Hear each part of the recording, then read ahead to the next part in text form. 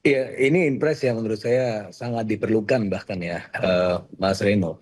Jadi begini, dari mulai tahun lalu saya sudah mulai menghitung ya, mulai dari secara detail APBN itu ada potensi pelebaran defisit sampai 2,9%. Hmm. Yang sebelumnya kalau kita lihat asumsinya kan 2,5%, 620 triliun. Dan on top dari 620 triliun itu, saya melihat ada potensi 250 triliun tambahan.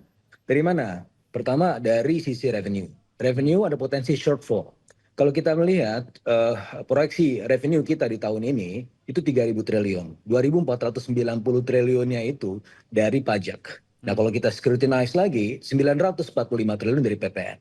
Nah, PPN itu ada kemungkinan shortfall 50 triliun. Jadi instead of 90 triliun, instead of 900 triliun, mungkin kita cuma maksimum 900 triliun, jadi tidak 945 triliun. Ada shortfall kemungkinan 50 triliun, apalagi PPN-nya kan nggak jadi dinaikkan, yang mana itu dibutuhkan memang, itu saya rasa sangat diperlukan. Diskresi interventionist dari Pak Prabowo kemarin, itu dibutuhkan apa? Karena memang keadaan konsumen kita selama setahun terakhir tahun 2024 itu kalau kita lihat dari pertumbuhan konsumsi tidak pernah melampaui pertumbuhan ekonomi. Ini suatu persamaan yang suatu permasalahan yang sudah struktural gitu ya. Oke. Nah, itu dari sisi ini saja. Terus kemudian oh ya, ada satu lagi PPH Migas. PPH Migas itu ada kemungkinan shortfall lagi sekitar 50 triliun. Kenapa? Karena kalau kita melihat global demand sekarang, World Bank sudah merevisi ke bawah ya pertumbuhan ekonomi global dari 3% ke 2,7%. Artinya ada prognosis komoditas kita itu akan anjlok harganya sehingga kalau kita melihat dari PPA Migas itu juga pasti akan anjlok juga. Ada yang saya hitung sekitar 50 triliun. Jadi itu 100 triliun dari sisi revenue. Yang lain dari mana? Belanja. Ada potensi peningkatan belanja ya. Tadi program-program prioritas pembangunan pemerintah sekitar 130 triliun. Ini sudah saya sampaikan kalau Mas Reno perhatikan jejak medianya itu dari mulai bulan November 130 triliun. Dan tanggal 11 Januari yang saya catat Pak Zulkifli Hasan menyampaikan ada permintaan tambahan ya 100 sampai 120 triliun.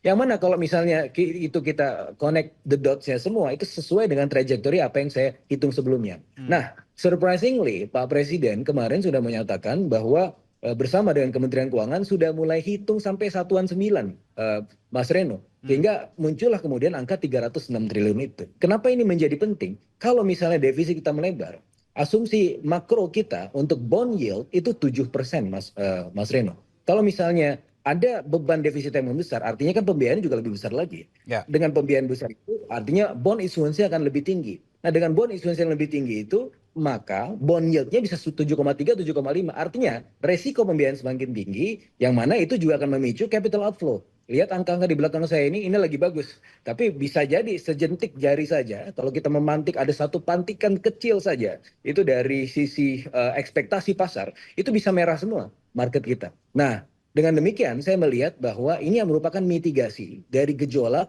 sepanjang tahun 2025 ini. Jadi tidak ada pembiayaan atau defisit yang lebih besar, dipertahankan defisitnya antara 2,4 sampai 2,5%. Dan di sisi yang lain kita juga masih bisa melihat bahwa ada fokus anggaran prioritas yang mampu untuk mendorong sektor konsumsi. Gitu Mas Reno. Mas Fitra, ada juga saya baca di beberapa pemberitaan itu ada juga harapan-harapan nih. Jangan cuma pemerintah itu efisiensi anggaran, tetapi juga harus digenjot dari sisi pendapatannya. Nah, kalau kita melihat potensi-potensi yang ada yang dimiliki oleh Indonesia, potensi-potensi pendapatan dari sektor mana saja yang paling bisa kita optimalkan supaya nggak kenceng-kenceng banget nih ikat pinggangnya nih. Ya, itu adalah satu kondisi ideal ya. Hmm. Ketika kita mengoptimalisasi penerimaan negara, itu artinya kita membuat cengkraman APBN terhadap perekonomian di tahun ini itu menjadi lebih kuat. Kenapa? Karena akan ada potensi belanja prioritas yang jauh lebih signifikan. Nah, permasalahannya adalah untuk optimalisasi itu butuh tax reform. Nah, untuk Hmm. itu butuh waktu ya. Memang kita punya cortex sekarang ya. Tapi Ya. kemarin saya juga bincang-bincang sama Pak Erwin Aksa. Jadwal ini. Ini kita juga melihat bahwa Cortex ini juga banyak masalah gitu kan. Itu Hmm. ada potensi shortfall juga di situ. Nah, ini juga nanti mungkin saya titip pesan kepada Mbak Putri ya itu untuk kemudian dikejar terus tuh pemerintah. Cortex-nya gimana? Ini adalah potensi penerimaan kita juga. Nah, hitung-hitungan saya kalau misalnya memang itu bisa optimal Mas Reno, sekitar 150 triliun itu minimal ya, 150 triliun itu sebagai baseline, itu kita bisa optimalisasi dari PPH Migas saja ya. Kemarin itu hitungan saya itu ada semacam under invoicing 30 sampai 40%. Nah ini yang kemudian bisa dikejar, gitu kan. Tapi ini tidak bisa dikejar tanpa sistem yang baik, gitu kan. Ada tax reform, ada sistem perpajakan yang juga optimal dan segala macam. Kalau itu bisa terjadi semua, ya itu ya pemerintah bisa bisnis as usual, penerimaan bisa lanjut, belanja juga masih bisa dikebut. Tapi kalau misalnya itu nggak terjadi, maka kita harus ya butuh ada realokasi anggaran gitu, Mas Reno. Oke, Mbak Putri, gimana menerima titik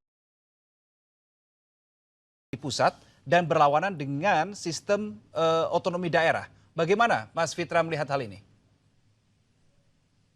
Saya rasa dengan beberapa peraturan-peraturan terkait dengan otonomi daerah ini seharusnya sudah sinkron, dan yang menjadi orkestrator semua itu adalah Kementerian Keuangan tentunya ya. Kenapa kemudian daerah juga perlu untuk berkontribusi? Karena juga dari beberapa penelitian yang juga pernah saya lakukan bahwa daerah ini kecenderungan spending anggarannya cenderung lebih inefisien ketimbang pemerintah pusat ya, karena memang variasi ini sorry itu saya, tapi ini fakta yang harus kita lihat dan harus terima gitu. Variasi ya daerah terutama SDM itu sangat tinggi sekali, ada yang bagus ada yang jelek gitu ya, dan tapi lebih banyak yang jeleknya terutama yang di luar Jawa. Nah ini yang kemudian membuat behavior dari spendingnya itu menjadi sangat tidak efisien. Dan saya ingat kalau tidak salah di tahun 2012-2013 di zamannya Pak SBY Budiono itu harus keluar paket ekonomi nomor 15 atau 16 yang mana itu menyebutkan ada pendampingan teknis ya dari Kementerian Keuangan terhadap juga pola spending di daerah. Nah ini kemudian saya rasa harus perlu diinstitusionalisasi ya. Bagaimana pendampingan itu, transfer of knowledge dari pemerintah pusat ke daerah itu harus berlangsung antar waktu, tidak hanya ad hoc saja. Nah ini yang kemudian harus kita telusuri juga ya detailnya. Dan saya rasa Pak Prabowo adalah orang yang cukup detail, dan saya cukup surprise juga kemarin ketika beliau bicara mengenai Satuan 9. Dan ini to my note ya, ini merupakan mungkin ya satu-satunya presiden ya, bahkan ya presiden pertama sepanjang sejarah Indonesia yang mencek sampai Satuan 9. Itu artinya kalau misalnya ini memang kita scrutinize, kita lihat, kita preteli satu-satu, kita sikat yang tidak efisien, maka bisa jadi ini kita akan bisa melaju ya dengan pertumbuhan ekonomi yang cukup konsisten, stabil, tanpa harus beban anggaran yang cukup besar. Nah ini sudah pernah terjadi sebenarnya presidennya Mas Reno. Kalau kita lihat bandingkan ya tahun 2023 itu defisitnya 1,65% kok. Tahun 2024 defisitnya yang unaudited version itu 2,29%. Dari yang sebelumnya laporan semester 1 bahkan 2,7%. Jadi yang seharusnya diekspektasikan 609 triliun, kita kemarin cuma 507 triliun realisasi defisitnya. Artinya bisa kok kita berhemat. Itu suatu hal yang sudah menjadi presiden dan kita bisa lanjutkan. Dan dalam 2 tahun yang tadi saya sebutkan kita masih bisa tumbuh di atas 5%. Apalagi kalau misalnya prioritas pembangunannya itu, prioritas anggarannya digunakan untuk sektor-sektor yang memberikan dampak ekonomi yang paling tinggi. Sebagaimana Presiden juga di tahun 2024 kuartal 1 kita pernah tumbuh 5,11%, dan ini tertinggi semenjak average 10 tahun ya, average 10 tahun 5,07% exclude pandemic time ya. Ini 5,11%. Apa pelajarannya dari kuartal 1? Bahwa spending pemerintah pada saat itu fokus kepada sektor konsumsi yang mana selama ini secara struktural itu sangat menyedihkan ya, turun ya, anjlok selama 5 tahun terakhir. Kalau kita lihat hitung dari sisi middle class yang anjlok 9,5 juta orang. Nah kalau kita lanjutkan pola ini, kita fokus prioritas pembangunan, sebagaimana speech Pak Prabowo beberapa waktu yang lalu, bahwa anggaran ini harus menyerap tenaga kerja, menciptakan tenaga kerja, harus mendatangkan devisa, dan seterusnya. Nah ini sesuai dengan patron dari Undang-Undang 17 tahun 2003, money follow function. Ya, uangnya ini digunakan buat apa? Karena selama ini kementerian selalu buat anggaran lebih tinggi dibandingkan dengan anggaran tahun lalu. Harusnya kan di set dari nol. Ya, semuanya mulai dari nol. Kalau Pertamina-nya bisa set dari nol, kenapa anggarannya bisa set dari nol gitu kan? Oke. Mas Fitra, terakhir silakan. Ya disikat Mas Reno. Saya ingat kemarin juga Pak Prabowo juga menyatakan bahwa kalau ada menteri-menteri yang tidak loyal, ya silakan aja keluar gitu kan. Saya rasa ini juga merupakan peringatan pada menteri-menteri yang minta tambahan anggaran ya secara berlebih-lebihan, tidak melakukan efisiensi, tidak loyal terhadap perintah dari Pak Prabowo, ya siap-siap aja nanti reshuffle berikutnya 200 hari kepemimpinan Prabowo itu mungkin ya udah pindah tempat. Itu yang pertama. Dan saya rasa ini Pak Prabowo adalah ya walk the talk ya, karena selama ini ya saya ingat dari tahun 2009 bahkan 2009, 2014, 2019 selalu dalam kampanye adalah kebocoran, inefisiensi, dan ini sebenarnya apa yang disampaikan oleh bapaknya Pak Prabowo, Prof Sumitro, yang mana pada tahun 1970-an juga menyampaikan hal yang serupa bahwa inefisiensi anggaran kita itu sampai 30-an%, dan oleh karenanya ini adalah saya rasa ya Pak Prabowo ini agak mirip dengan Donald Trump. Donald Trump juga orang yang melaksanakan apa yang disampaikannya. Kemarin juga Donald Trump juga bicara mengenai efisiensi melalui Oke. Department of Government Efficiency ya, dipimpin juga oleh Elon Musk. Nah ini sudah menjadi patron global juga bahwa efisiensi itu adalah ya salah satu bentuk untuk menjaga kesinambungan. Dan saya rasa ya perilaku boros itu masih bisa kemudian berubah apabila dipandu dengan kepemimpinan yang baik begitu Mas Reno.